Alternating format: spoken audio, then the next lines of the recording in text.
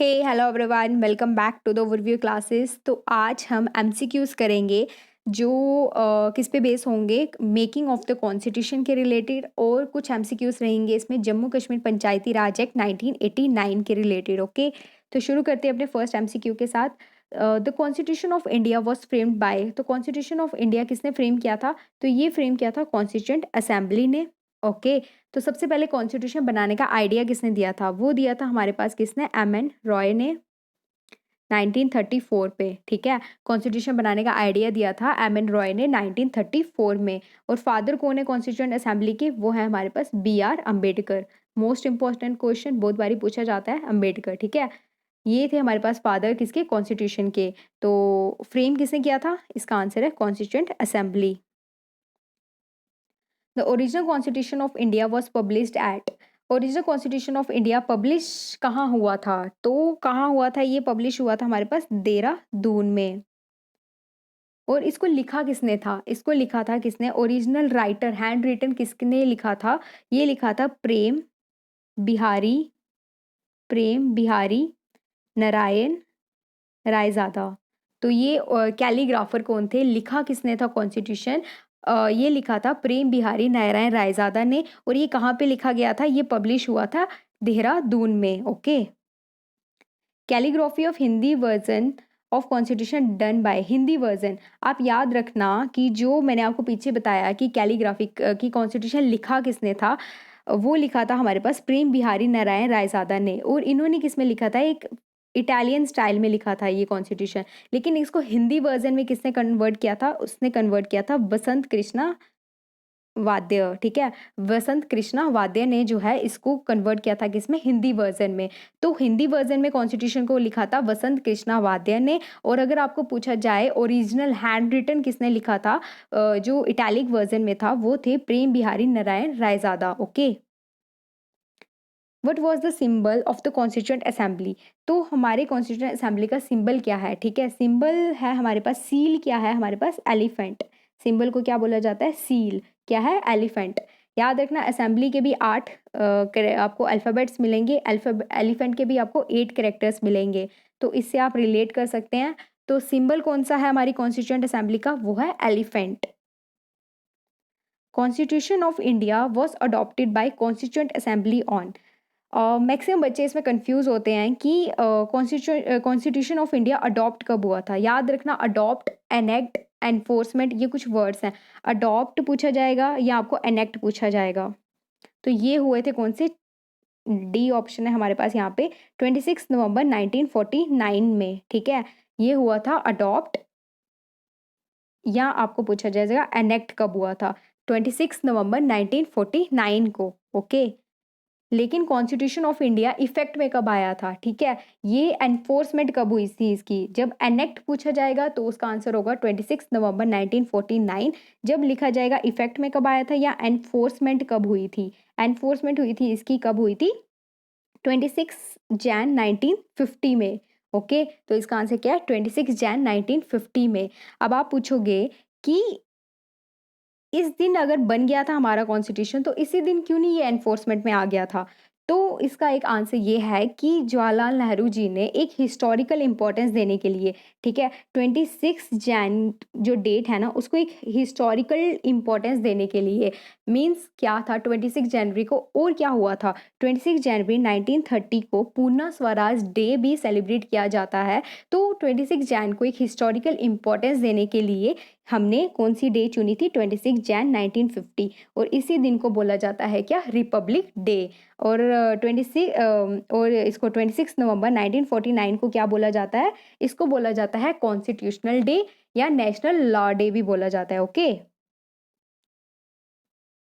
How many articles are in constitution of India now? तो अभी के कॉन्स्टिट्यूशन में कितने आर्टिकल्स हैं? 448 आर्टिकल्स हैं। पार्ट्स कितने हैं हमारे पास? 25 पार्ट्स हैं। स्केड्यूल्स कितने हैं हमारे पास? तो 12 स्केड्यूल्स हैं हमारे पास। और अमेंडमेंट्स कितनी है? 104 अमेंडमेंट्स हैं। तो ये सब चीज़ें आपको याद रखनी है। How many articles were there originally in constitution of India? तो जब कॉन्स्टिट्यूशन बना था, ठीक है, तब कितने आर्टिकल्स थे उसमें? जब 26 जैन 1950 को हमारा ओरिजिनल कॉन्स्टिट्यूशन फोर्स में आ चुका था, तब उसमें कितने आर्टिकल्स थे हमारे पास? तब हमारे पास कितने थे? 395 आर्टिकल्स थे और पार्ट्स कितने थे? 22 पार्ट्स थे। स्केड्यूल्स कितने थे? 8 स्केड्यूल्स थे। ओके, 395 आर्टिकल्स, 22 पार्ट्स और 8 स्केड्यूल्स थे जब हमारा कॉन्स्टिट्यूशन बना था। The idea of the constitution of India was first of all given by, तो सबसे पहले आइडिया मैंने आपको पीछे बताया फर्स्ट क्वेश्चन में कि आइडिया किसने दिया था, तो वो दिया था एम.एन. रॉय ने। Okay, M.N.. रॉय ने आइडिया दिया था इसका, कौन से? 1934 में सबसे पहले एम.एन. रॉय ने ही बोला था कि कॉन्स्टिट्यूएंट असेंबली बना दो।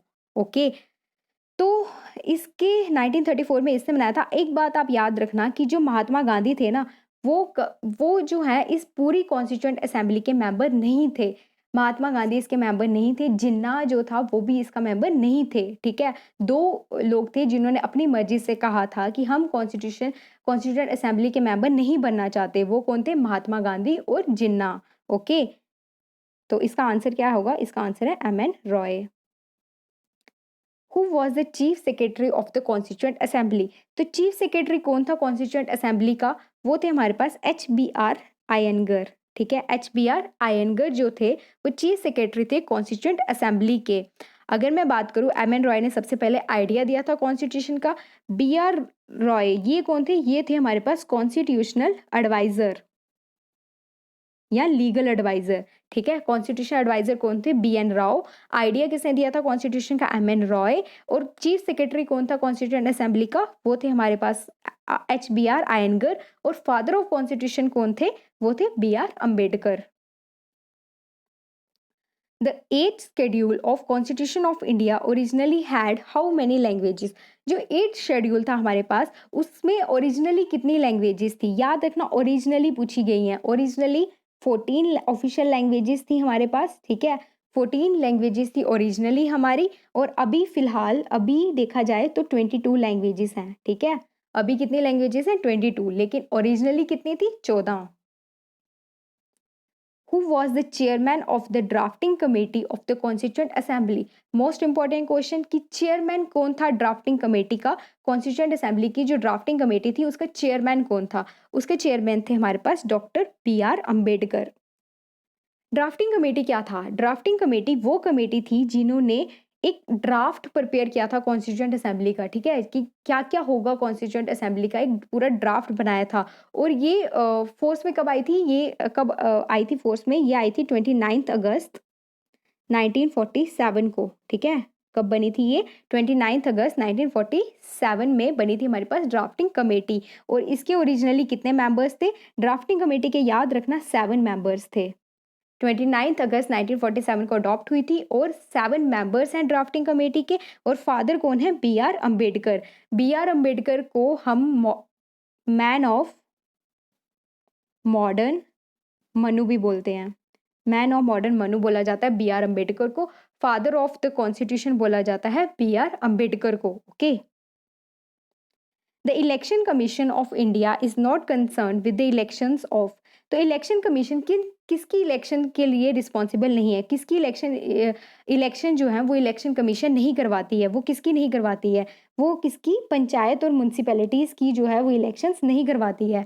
तो अगर पंचायत और म्यूनसिपैलिटीज़ की इलेक्शन कमीशन नहीं करवाता तो कौन करवाता है? ये मैंने आपको पढ़ाया था, state election commission. State election commission conduct करवाता है पंचायत और म्यूनसिपैलिटीज़ की इलेक्शन। ओके, और एक और चीज़, पंचायत कौन सी अमेंडमेंट के अंदर आपने पढ़ी थी? 73rd, और municipality 74th। Okay, who became the first governor general of new dominion of India? तो कौन था first governor general new domain of India का? तो ये कौन था? Lord Mountbatten. लॉर्ड माउंटबेटन जो थे वो फर्स्ट गवर्नर जनरल थे न्यू डोमेन ऑफ इंडिया के। Okay, Which of the following are form of panchayat courts which try petty civil and criminal cases? Civil और क्रिमिनल केसेस को, मतलब इन्होंने पूछा है कि इनमें से कौन सी पंचायत जो है वो सिविल और क्रिमिनल केसेस को देखती है, ठीक है? मैंने आपको न्याय पंचायत के बारे में बताया था, अशोक मेहता कमेटी ने न्याय पंचायत के बारे में बोला था। इसके बाद पंचायती अदालत, ये आपने पढ़ी थी कि ये आपने जम्मू कश्मीर की पंचायती राज पंचायती राज एक्ट में पढ़ी थी कि पंचायत अदालत फॉर्म की जाती है, जिसके कितने ओरिजिनल 5 मेंबर्स होते हैं, ठीक है? किसकी रिकमेंडेशन पे चुने जाते हैं? पंच, सरपंच के रिकमेंडेशन पे चुने जाते हैं। और वैसे ही ग्राम कचहरी, अदालती पंचायत, ये सब जो है ना डिफरेंट स्टेट पे अलग-अलग नाम से जो है पंचायती अदालत को जाना जाता है, ठीक है? तो इसका आंसर है all of the above. Okay, तो याद रखना हमेशा पंचायती अदालत किसके साथ डील करती है? Civil and criminal cases. तो ये भी क्वेश्चन आ सकता है कि पंचायती अदालत किसके साथ डील करती है? सिविल और क्रिमिनल केसेस के साथ। In which year was the planning commission established? तो प्लानिंग कमीशन किसके क्या एस्टेब्लिश, मतलब कब एस्टेब्लिश हुई थी प्लानिंग कमीशन? तो वो हुई थी 1950 में। तो याद रखना इसको अभी फिलहाल 2014 में इसको चेंज कर दिया प्लानिंग कमीशन को, किसके साथ? नीति आयोग के साथ। Okay, which of the following is called mini constitution? Mini constitution किसके अकॉर्डिंग इस मिनी कॉन्स्टिट्यूशन किसको बोला जाता है? मिनी कॉन्स्टिट्यूशन बोला जाता है 42nd कॉन्स्टिट्यूशन अमेंडमेंट एक्ट 1976 को जो है वो मिनी कॉन्स्टिट्यूशन बोला जाता है। किसको बोला जाता है? 42nd कॉन्स्टिट्यूशन अमेंडमेंट 1976 को जो है मिनी कॉन्स्टिट्यूशन बोला जाता है। Okay, The idea of the concurrent list in Indian Constitution is taken from the Constitution of। जो आइडिया है कॉन्करेंट लिस्ट का, मतलब जिसमें स्टेट और सेंटर जो है वो मिल के काम करते हैं, वो वाली लिस्ट जिसमें स्टेट और सेंटर मिल के काम करते हैं, वो किसके कॉन्स्टिट्यूशन से हमने ली थी? वो हमने लिया था कहाँ से? ऑस्ट्रेलिया से। ओके, ऑस्ट्रेलियन कॉन्स्टिट्यूशन से हमने ये आइडिया लिया था कॉन्करेंट लिस्ट का। फॉर द फर्स्ट टाइम, अच्छा 2 मिनट, इसमें आप एक चीज़ और याद रखना, अगर जस्ट एक स्टेट लिस्ट होती है, एक सेंट्रल लिस्ट होती है और एक कोकरेंट लिस्ट होती है। जो स्टेट लिस्ट होती है ये वो वाली लिस्ट है जिसमें लिखा होता है कि स्टेट को क्या क्या काम करने हैं। सेंट्रल लिस्ट होती है वो वाली लिस्ट जिसमें ये लिखा होता है कि सेंटर को क्या क्या काम करने हैं। और कॉन्करेंट लिस्ट होती है कि जिसमें स्टेट और सेंटर के जो है ये मिल के काम करते हैं, वो ऐसे काम मेंशन किए होते हैं जो स्टेट और सेंटर मिल के काम करते हैं। जैसे डिफेंस का स्टेट और सेंटर मिल के देखेंगे, ठीक है, ऐसे ऐसे काम। और कौन से कॉन्स्टिट्यूशन से लिया गया है? ये ऑस्ट्रेलियन कॉन्स्टिट्यूशन से। नेक्स्ट है हमारे पास, for the first time Indian legislature was made bicameral under, ठीक है। बाई कैमरल का मतलब होता है, ये लेटिन वर्ड है, ठीक है। और ये कहाँ से, इसका मतलब है कि टू हाउसेस लेजिस्लेचर, ठीक है, टू हाउसेस लेजिस्लेटिव सिस्टम। तो टू हाउसेस लेजिस्लेटिव सिस्टम का मतलब है, जैसे आप सेंटर में देखोगे एक अपर हाउस होता है, एक लोअर हाउस होता है। लोअर हाउस होता है हमारे पास क्या? लोकसभा। और अपर हाउस होता है हमारे पास राज्यसभा। वैसे ही स्टेट की अगर मैं बात करूं तो वहां होता है हमारे पास, एक होती है हमारे पास विधानसभा, विधानसभा, और एक होती है विधान परिषद, ठीक है। एक होती है विधानसभा जिसको लेजिस्लेटिव असेंबली बोला जाता है। लोअर हाउस होती है लेजिस्लेटिव असेंबली, विधानसभा। और विधान परिषद जिसको बोला जाता है क्या? लेजिस्लेटिव काउंसिल, ठीक है। लेजिस्लेटिव काउंसिल अपर हाउस होती है और लेजिस्लेटिव असेंबली लोअर हाउस होती है, और ये होती है स्टेट्स में। और ये कौन से एक्ट के अंदर आया था? ये आया था गवर्नमेंट ऑफ इंडिया एक्ट 1919 के अंदर। कौन से एक्ट के अंदर आया था? गवर्नमेंट ऑफ इंडिया एक्ट 1919 के अंदर। Who was the president of the first meeting of constituent assembly? जो फर्स्ट मीटिंग हुई थी हमारे पास कॉन्स्टिट्यूएंट असेंबली की, उसमें प्रेसिडेंट कौन था? तो फर्स्ट मीटिंग हमारी कब हुई थी? 9 दिसंबर 1946 को हमारी फर्स्ट मीटिंग हुई थी कॉन्स्टिट्यूएंट असेंबली की, जब कॉन्स्टिट्यूशन बनने का काम शुरू हुआ था कि क्या क्या चीज़ें आएंगी। मीटिंग्स हुई थी ना सबसे पहले, तो 9 दिसंबर 1946 को फर्स्ट मीटिंग हुई थी। सेकंड मीटिंग जो है 11 दिसंबर को हुई थी। इसके बाद थर्ड मीटिंग जो है 13 दिसंबर को हुई थी। और इन्होंने पूछा है जो 9 दिसंबर फर्स्ट मीटिंग हुई थी उसके प्रेसिडेंट कौन थे? उसके प्रेसिडेंट थे हमारे पास सच्चिदानंद सिन्हा, डॉक्टर सच्चिदानंद सिन्हा। एक्चुअली इनको क्यों चुना गया था प्रेसिडेंट? एज सच कोई वोटिंग नहीं हुई थी। एक फ्रेंच प्रैक्टिस की एक चीज है कि जो सबसे बूढ़ा होगा, ओल्डेस्ट होगा, उसको प्रेसिडेंट चुन लिया जाता था। तो उस हिसाब से उस मीटिंग में सबसे बूढ़ा कौन था, सबसे ओल्डेस्ट कौन थे, डॉक्टर सच्चिदानंद सिन्हा, इसलिए इनको बना दिया था प्रेसिडेंट, लेकिन ये टेम्परेरी प्रेसिडेंट थे। ठीक है, 2 दिन के बाद ही, ठीक है, 11 दिसंबर को जब मीटिंग हुई थी, परमानेंट प्रेसिडेंट चुन लिए गए थे doctor Rajendra Prasad. Okay, the constitution should give India domination status was proposal in, ठीक है, कि इंडिया को डोमिनेशन स्टेटस, ठीक है, कि डोमिनेशन स्टेटस मतलब कि इंटरनली तो हम अपने फैसले लेने के लिए फ्री हैं, लेकिन एक्सटर्नली हमें ब्रिटिश गवर्नमेंट से पूछना पड़ेगा, ठीक है, कि क्या कि हमें ये चीज़ करनी चाहिए कि नहीं करनी चाहिए। ठीक है, इंटरनली हम फ्री थे बट एक्सटर्नली हम फ्री नहीं थे, वो होता है डोमिनियन स्टेटस। और ये किसके प्लान के अंडर था, ये था क्रिप्स मिशन के प्लान के अंदर। अगर मैं आपको बताऊं, सबसे पहले 8 अगस्त को अगस्त ऑफर दिया गया था, ठीक है, 1940 में 8 अगस्त को अगस्त ऑफर दिया गया था। उस टाइम पे विसरी कौन था, लिन विसरी थे उस टाइम के, लिन लिथ गोव। ठीक है, विसरी एक पोस्ट होती है, ठीक है, जो जनरेट की गई थी ब्रिटिश रूल के दौरान। तो अगस्त ऑफर जो दिया गया था उसमें विसरी थे लिन लिथ गोव, ठीक है, लेकिन वो रिजेक्ट कर दिया गया था, उसके किसके, इंडियन नेशनल कांग्रेस के थ्रू वो रिजेक्ट कर दिया गया था। ठीक है, वो एक्सेप्ट नहीं किया गया था। तो इसके रिस्पॉन्स में गांधी जी ने कहा था इंडिविजुअल सत्याग्रह चला दो। ठीक है, हर कोई इंडिविजुअल बेसिस पे लड़ाई लड़े। ठीक है, किसके रिस्पॉन्स, मतलब किसके रिलेटेड ये रिस्पॉन्स आया था इंडिविजुअल सत्याग्रह का, ये आया था अगस्त ऑफर के रिलेटेड। फिर इसके बाद आया था हमारे पास Cripps mission. Cripps mission plan जो था, इसके विसरी भी थे क्या, लिनलिथ गोव। इसके विसरी भी कौन थे, लिनलिथ गोव। इसमें भी इसको रिजेक्ट किया था किसने, मुस्लिम लीग ने। मुस्लिम लीग ने कहा था कि अब हमें सेपरेट नेशन चाहिए, सेपरेट कॉन्स्टिट्यूएंट असेंबली चाहिए, हमारी सेपरेट कंट्री बना दो, हमें सेपरेट कॉन्स्टिट्यूशन दे दो, और हमें मतलब पूरा आप एक सेपरेट नेशन चाहिए, अब हम नहीं मानेंगे। तो ये क्रिप्स मिशन में मुस्लिम लीग ने रिजेक्ट कर दिया कि क्रिप्स मिशन प्रपोजल को किसने रिजेक्ट किया था, मुस्लिम लीग ने। अगस्त ऑफर को रिजेक्ट किया था इंडियन नेशनल कांग्रेस ने। ओके, और लास्ट कैबिनेट मिशन प्लान जो 1946 में आया था, कैबिनेट मिशन प्लान, जिसके जिसके ऊपर बेस है हमारा पूरा कॉन्स्टिट्यूशन। हमारा कॉन्स्टिट्यूशन कौन से प्लान पे बेस है, कैबिनेट मिशन प्लान के अंडर आता है हमारा कॉन्स्टिट्यूशन। इसी को मद्देनजर रखते हुए हमारा पूरा कॉन्स्टिट्यूशन बनाया गया था। और कैबिनेट मिशन प्लान के विसरी कौन थे, वेवेल।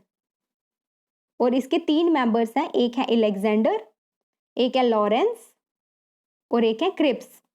ठीक है, ये 3 मेंबर्स ने जो है, और इसके साथ वेवेल ने भी हेल्प की थी हमारा कॉन्स्टिट्यूशन बनाने में। जो हमारे मेंबर्स थे, ठीक है, उनके साथ मिलके इन्होंने हमारी हेल्प की थी कॉन्स्टिट्यूशन बनाने की। ठीक है, तो फाइनली एक्सेप्टेड कौन सा प्लान हुआ था, प्रपोजल कैबिनेट मिशन प्लान। लेकिन sorry,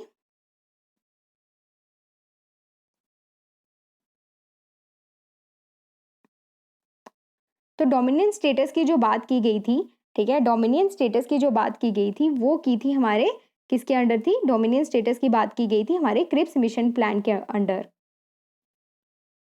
okay, Cripps mission plan के अंदर जो है डोमिनियन स्टेटस की बात की गई थी। How much time it took for constituent assembly to finalize the constitution, हमारे कॉन्स्टिट्यूशन मतलब कॉन्स्टिट्यूशन बनने में कितना टाइम लगा था, इंडियन कॉन्स्टिट्यूशन बनने में कितना टाइम लगा था। याद रखना, मोस्ट इंपॉर्टेंट क्वेश्चन है ये, 2 साल 11 महीने 18 दिन, इतना टाइम लगा था कॉन्स्टिट्यूशन बनने के लिए। और इसमें याद रखना हमारे कॉन्स्टिट्यूशन में सेशंस कितने, 11 सेशंस हैं। और फर्स्ट सेशन जो था उसके हेड कौन थे, उसके प्रेसिडेंट थे डॉक्टर सच्चिदानंद सिन्हा। ठीक है, टेम्पररी प्रेसिडेंट थे। फर्स्ट सेशन कंडक्ट करवाया था किसने, डॉक्टर सच्चिदानंद सिन्हा ने। और सेशंस कितने हैं, 11 सेशंस हैं। हमारे कॉन्स्टिट्यूएंट असेंबली बनने में टाइम कितना लगा था, 2 साल 11 महीने 18 दिन। Okay, the design of the national flag was adopted by the constituent assembly of India in, जो डिजाइन था नेशनल फ्लैग का वो अडॉप्ट मतलब कब अडॉप्ट किया गया था, वो अडॉप्ट किया था जुलाई 1947 में। और 22 जुलाई, ठीक है, 22 जुलाई 1947 को हमारा नेशनल फ्लैग अडॉप्ट किया गया था। Which country has the lengthiest constitution in India, सबसे बड़ा कॉन्स्टिट्यूशन पूरे ऑल ओवर वर्ल्ड में अगर कौन सी कंट्री है जिसका सबसे बड़ा कॉन्स्टिट्यूशन है, लेंथी है, वो है इंडिया का। अगर आप देखोगे यूएसए का, उसने अपना कॉन्स्टिट्यूशन उनका कॉन्स्टिट्यूशन जो है 4 महीने में बन गया था। जबकि हमारे कॉन्स्टिट्यूशन को कितना टाइम लगा था? 2 साल 11 महीने 18 दिन। Which of the three words were added later to the preamble? तो प्रिएम्बल क्या होता है? प्रिएम्बल एक मतलब जब थर्ड मीटिंग हुई थी ना 13 दिसंबर 1946 को, जब थर्ड मीटिंग हुई थी उस समय जो पंडित जवाहरलाल नेहरू जी थे, उन्होंने एक ऑब्जेक्टिव रेजोल्यूशन चीज़ जो है मेंशन की थी। ऑब्जेक्टिव रेजोल्यूशन उन्होंने कहा था, ऑब्जेक्टिव रेजोल्यूशन को उन्होंने लाया था, ठीक है। 13 दिसंबर 1946 को जवाहरलाल नेहरू ने ऑब्जेक्टिव रेजोल्यूशन लाया था, ठीक है। इसी ऑब्जेक्टिव रेजोल्यूशन को देखते हुए हमारा पूरा कॉन्स्टिट्यूशन बनाया गया था, ठीक है। तो लेकिन जब कॉन्स्टिट्यूशन बन गया ना, तो ये चीज़ जो जवाहरलाल नेहरू ने बताई थी ना स्टार्ट, ये चीज़ कहीं पे मेंशन नहीं की थी, ठीक है। ऑब्जेक्टिव रेजोल्यूशन टर्म कहीं पे भी मेंशन नहीं की गई थी, तो उन्होंने लास्ट में ऐड की थी, मतलब स्टार्टिंग में ही था, प्रिएम्बल चीज़ ऐड की थी उन्होंने, ठीक है। प्रिएम्बल को ही ऑब्जेक्टिव रेजोल्यूशन बोला जाता है। उन्होंने ये, ठीक है, मैं फिर से बताती हूँ आपको, जो हमारा पूरा कॉन्स्टिट्यूशन था ना ये तैयार हो चुका था, लेकिन लेटर ऑन इन्होंने लास्ट में ऐड किया था क्या? प्रिएम्बल टर्म, ठीक है। किया स्टार्टिंग पेज में ही था, लेकिन पूरा कॉन्स्टिट्यूशन बनने के बाद लास्ट में ऐड किया गया था क्या? प्रिएम्बल। प्रिएम्बल क्या है? Modified objective resolution. और प्रिएम्बल टर्म, ठीक है, प्रिएम्बल वर्ड, हम इसका नाम ऑब्जेक्टिव रेजोल्यूशन भी रख सकते थे, लेकिन हमने यूएसए का वहां देखा कि वहां पे प्रिएम्बल टर्म मेंशन किया है, तो हमने भी क्या? प्रिएम्बल टर्म मेंशन कर दी, ओके। और ये कब अडॉप्ट किया गया था? 22 जैन 1947 को, ठीक है। 22 जैन 1947 को ये हमारा जो है ना ये अडॉप्ट किया गया था, ये हमारा पूरा बना था, हमारा ये प्रिएम्बल, ठीक है। कॉन्स्टिट्यूशन में प्रिएम्बल टर्म इंट्रोड्यूस की गई थी 22 जैन 1947 में। अभी यहाँ पे हमें पूछा है कि कौन से 3 वर्ड्स हैं जो लेटर ऐड किए गए थे प्रिएम्बल में? वो है सेक्युलर, सोशलिस्ट और इंटीग्रिटी। ये 3 टर्म्स हैं जो ऐड की गई थी लेटर ऑन प्रिएम्बल में, okay. Which article in the constitution provides guidelines for amending the preamble? किस आर्टिकल के अंदर ये लिखा गया है कि हम प्रिएम्बल को जो है वो कर सकते हैं, अमेंड कर सकते हैं। अमेंड का मतलब क्या होता है? हम उसमें चेंजेस ला सकते हैं, मॉडिफिकेशंस ला सकते हैं। वो किसके अंडर था? वो आर्टिकल 368 के under, okay. Which famous case involve the term basic structure of the constitution? किस केस में बात की गई थी कि बेसिक स्ट्रक्चर कॉन्स्टिट्यूशन का चेंज नहीं होना चाहिए? वो बात की गई थी केशवानंद भारती केस में, ठीक है। इस केस में बात की गई थी basic structure of the constitution की। एक और चीज थी कि इसी केस में बोला गया था कि प्रिएम्बल जो है वो पार्ट है कॉन्स्टिट्यूशन का। इससे पहले एक और केस आया था, बैरू बरी यूनियन केस। बैरूबरी यूनियन केस में बोला गया था कि प्रिएम्बल जो है वो पार्ट नहीं है कॉन्स्टिट्यूशन का, लेकिन later on Kesavananda Bharati case में ये चीज बोली गई थी कि प्रिएम्बल पार्ट है कॉन्स्टिट्यूशन का, okay. The members of the constituent assembly were, जो कॉन्स्टिट्यूएंट असेंबली के मेंबर्स हैं, अब वो कैसे चुने जाएंगे? वो चुने जाते हैं पार्टली इलेक्टेड होते हैं वो, और पार्टली नॉमिनेटेड होते हैं। नॉमिनेशन कौन करता है? वो करते हैं हमारे पास जो प्रिंसली स्टेट्स के मतलब रूलर्स होते हैं, वो नॉमिनेशन करते हैं। और इलेक्ट कौन करते हैं? जो प्रोविंशियल असेंबली के मेंबर्स हैं ना, वो जो है वो इलेक्ट करते हैं, ठीक है। तो कॉन्स्टिट्यूएंट असेंबली के मेंबर्स को जो है वो इलेक्ट किया जाता है legislatures of the various provinces, और नॉमिनेट किया जाता है उनको rulers of the princely states. एक और चीज यहाँ पे याद रखना कि प्रिंसली स्टेट्स ने, ठीक है, प्रिंसली स्टेट्स ने हमारी कॉन्स्टिट्यूएंट असेंबली को ज्वाइन कब किया था? आफ्टर इंडियन इंडिपेंडेंस एक्ट 1947 के बाद प्रिंसली स्टेट्स ने हमारी जो कॉन्स्टिट्यूएंट असेंबली थी इसको ज्वाइन किया था, ओके। इसका आंसर क्या है? C part. Sovereign under constitution belongs to, कि मतलब राजा कौन है हमारे कॉन्स्टिट्यूशन का? मतलब पावर किसके हाथ में है? मतलब अपना लीडर चुनने की पावर किसके हाथ में? फुल अथॉरिटी किसके हाथ में? क्या वो प्रेसिडेंट के हाथ में? पार्लियामेंट, पीएम, वो किसके हाथ में? आप अपना लीडर चुना, मतलब सबसे ज्यादा यहाँ फुल मेजॉरिटी, मतलब फुल पावर अगर कोई राजा है ना इस पूरे मुल्क का, तो वो हमारी देश की जनता है, द पीपल।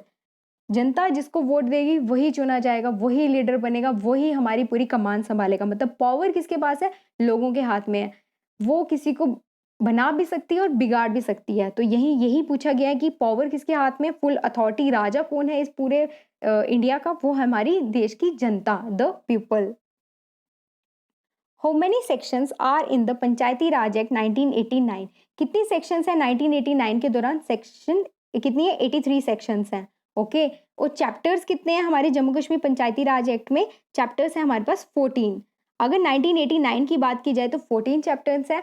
अगर बात की जाए 2018 की तो कितने चैप्टर्स हैं? 15 चैप्टर। कौन सा चैप्टर इंट्रोड्यूस हुआ था? Chapter 1A। इसके अंदर किसकी बात की गई है? वार्ड मंजलिस और हल्का मंजलिस की। ओके। चैप्टर्स 83 नहीं, सेक्शन 83, चैप्टर 14 और स्केड्यूल्स कितने? 6। Okay. The ward majlis meeting at least once in month, ठीक है। जो वार्ड मंजलिस हैं वो उनकी जो वो मीटिंग कब कब करेंगे, ठीक है। उनकी मीटिंग जो है 3 महीने में एक बार वो मीटिंग करते हैं। किसके? वार्ड मंजलिस के जो मेंबर्स हैं वो 3 महीने में एक बार मीटिंग करते हैं, ठीक है। तो 3 महीने में एक बार मीटिंग करना जरूरी है किसके? वार्ड मंजलिस के मेंबर्स को। ओके। और एक और चीज, वार्ड मंजलिस का इसको इस मीटिंग को जो है प्रिसाइड, मतलब इसका इस मीटिंग का हेड कौन होता है? इस वार्ड मंजलिस के मीटिंग का हेड होता है कौन? पंच। एरिया कंप्राइजिंग अ विलेज और सच contiguous number of villages as may be determined by the government from time to time। तो वो एरिया जिसके अंदर, ठीक है, मैंने आपको ये बताया था कि एरिया जिसके अंदर एक विलेज भी हो सकता है या नंबर ऑफ विलेजेस भी हो सकते हैं। तो वही पूछा है कि उस चीज को क्या बोला जाता है? उस चीज को बोला जाता है क्या? हल्का। और हल्का मंजलिस कैसे बनते हैं? हल्का मंजलिस के अंदर वार्ड मंजलिस के सभी मेंबर्स, जितने भी वार्ड्स आएंगे एक हल्का मंजलिस के अंदर, उन सबके मेंबर्स जो 18 प्लस हैं और जो एक इलेक्टोरल रोल में रजिस्टर हैं वो बनाते हैं हल्का मंजलिस के मेंबर्स। और वार्ड मंजलिस और हल्का मंजलिस मिलके क्या बनाती है? हल्का पंचायत। तो इसका आंसर क्या है? Halqa. If both sarpanch and naib sarpanch are absent in the हल्का majlis then who will preside the हल्का मंजलिस? ठीक है। तो मतलब इन्होंने बोला है कि जब सरपंच और नैब सरपंच किसी मीटिंग में एब्सेंट है तो उस टाइम पे हल्का मंजलिस को प्रिसीड कौन करेगा? मतलब उस समय हेड कौन बनेगा? उसको मीटिंग कौन कंडक्ट करेगा?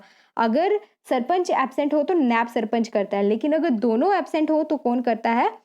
एल्डर ऑफ द पंचायत नहीं, BLW नहीं, one of the panch authorized by the हल्का मंजलिस। कोई एक पंच जिसको ये अथॉरिटी दी गई हो कि जब हम एब्सेंट होंगे तो तुम कंडक्ट करोगे ये मीटिंग, ठीक है, कोई भी पंच उनमें से। तो ठीक है, वो मीटिंग कंडक्ट करेगा किसकी? हल्का मंजलिस की। और BLW कौन होता है? BLW होता है village level worker. Village level worker कौन होता है? सेक्रेटरी होता है हल्का पंचायत का। BDO कौन होता है? Block development officer. ये सेक्रेटरी होता है किसका? ब्लॉक डेवलपमेंट काउंसिल का। यहां इसका आंसर है C part. On which item हल्का पंचायत में नॉट लेवी फी? मतलब किस चीज पे हल्का पंचायत जो है वो टैक्स नहीं लेती है? मतलब उस पे उन्होंने कोई भी फीस नहीं रखी है। क्या वो मेला कंडक्ट करवाने पे है, एंटरटेनमेंट के ऊपर है, किराना या मेडिकल शॉप्स पे, या husking mills, saw mills, slaughter houses? इन सब में वो लेता है, ठीक है। इनमें से एक ऐसी है जिसपे फीस नहीं है, वो है हमारे पास किराना और मेडिकल शॉप पे जो है हल्का पंचायत ने कोई भी टैक्स नहीं रखा है, कोई भी आपको फीस नहीं देनी है। ये शॉप्स अगर आप खोल रहे हो तो इन शॉप्स में आपको कोई भी फीस नहीं देनी है। और ये चीज कब आई थी? ये चीज बोली गई थी 2018 के according. Okay. Which of the following is not a matter of local government? Local government कौन सी होती है? पंचायत या म्यूनसिपैलिटी, ठीक है, ये होती है हमारे पास लोकल गवर्नमेंट्स। तो इन सब में से कौन सा मैटर नहीं है लोकल गवर्नमेंट का? क्या पब्लिक हेल्थ है? ऑब्वियसली पंचायत का अगर देखा जाए तो वो पब्लिक हेल्थ के रिलेटेड काफी कंसर्न होती है, ठीक है। उन्हीं की एरिया के अंडर, उन्हीं की उन्हीं की फंक्शंस के अंदर आती है कि हाँ पब्लिक हेल्थ को हमने ध्यान में रखना है। क्या क्लीनिनेस, हाँ सफाई होनी चाहिए गांव में, ये भी इनके अंदर आता है। पब्लिक यूटिलिटी सर्विसेज, जो भी वहाँ पे सर्विसेज पब्लिक यूटिलिटी के लिए होंगी वो भी पंचायत के अंदर आती हैं। लॉ और ऑर्डर, क्या ये मैटर है? नहीं, ये सेंटर डिटरमाइन करती है कि क्या लॉ ऑर्डर बनना चाहिए, ठीक है। पूरी कंट्री का अगर देखा जाए तो सेंटर देखती है। अगर हमने स्टेट्स भी देखती हैं, स्टेट लेजिस्लेचर अपने अपने स्टेट्स के कुछ लॉस और ऑर्डर्स बनाती हैं। तो लॉ और ऑर्डर कौन बनाती है? स्टेट लेजिस्लेचर या सेंटर मिलके जो है वो बनाते हैं, स्टेट लेजिस्लेटर या सेंटर, ठीक है। ये लोकल गवर्नमेंट का काम नहीं है लॉ और ऑर्डर का बनाना, ये लोकल गवर्नमेंट का काम नहीं है। तो इसमें ऑप्शन कौन सा है? डी। ओके, तो ये थे हमारे पास कुछ एमसीक्यूज, तो आप इनको अच्छे से कीजिएगा, ठीक है। तो अगर जिसको आपको जिसमें भी कोई डिफ़िकल्टी आई होगी या समझ नहीं आया होगा, कमेंट बॉक्स में उसको मेंशन करना, मैं आपको नेक्स्ट वीडियो में उसको समझा दूँगी। और अगर आपको वीडियो पसंद आई होगी तो लाइक और सब्सक्राइब कीजिएगा। अगर नहीं आई होगी तो कमेंट्स में बताइएगा कि आपको इसमें परेशानी आ रही है। तो मैं नेक्स्ट वीडियो एक नेक्स्ट टॉपिक पे लेके आऊँगी। Till then take care, bye.